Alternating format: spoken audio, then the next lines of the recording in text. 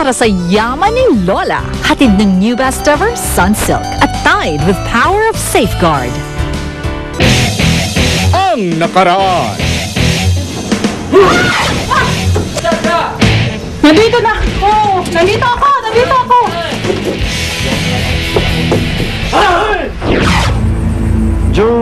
Jung, I'm so sorry to say that, pero you will be the one eliminated for this challenge today.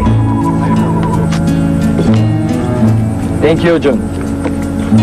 Maraming salamat, Medyo. Maraming salamat. Po sa amin, may isang lumang kwento ng isang kasambahay na inibig ng kanyang amo. Nang mawalang tunay hanggang sa huling hininga, siya'y naiwang byuda at tanging tagapagmana. Anong gagawin sa kaban-kaban na yaman? Sinong magmamana? Sinong makikinabang?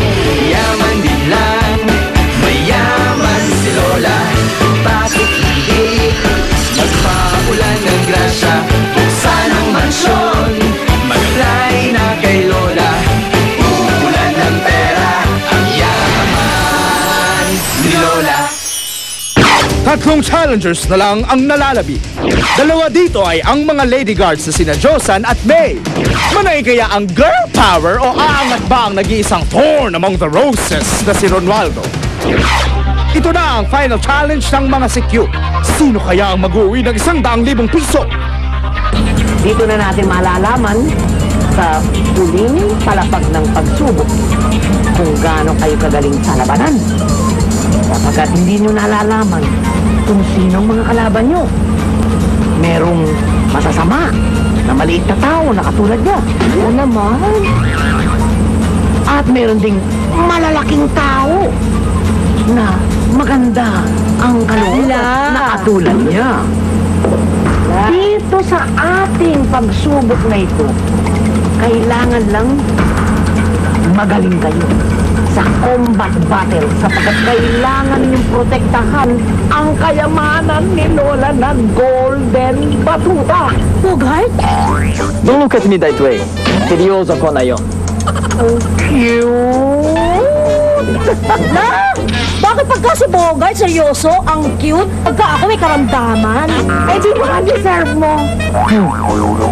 Andito na tayo. Ibigay mo na ang mga mechanic. Okay, last. Salamat. Sa inyong likuran, dun sa bukid, ay may ring na magsisilbing wrestling area. Wrestling. So may wrestlers kayong makakatunggali. 5 sila. So kung ano mabunot nyo, pwedeng kasinglit ko lang, pero malakas. At pwede rin namang matangkad siya, pero bahala na, hindi natin alam. Yan ang tsambahan. Eto lang ang dapat na mangyari.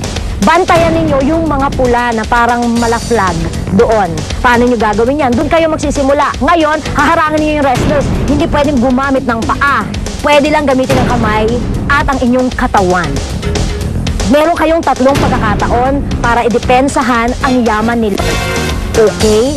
So, syempre, kapag kauna pa lang napatumba na kayo ng wrestler, tapos na ang laban. Kung naiintindihan na, Bogart, it's you again. Alright. Okay, Joe.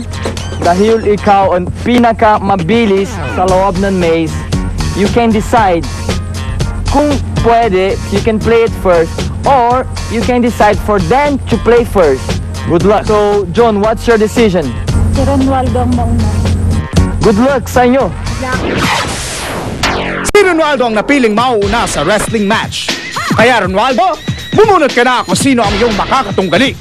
Nasa baul ang mga numero kung saan nandiyan nakalagay yung makakalaban mo. Nandiyan may isang geek, surfer boy na walang surfboard. Tapos yung tatay ko na patch dati, clown.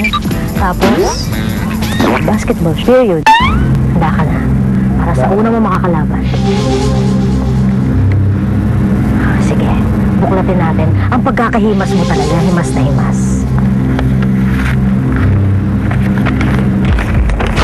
Number 1. Ako naman, Ronaldo, mukhang malas ang unang sabak mo.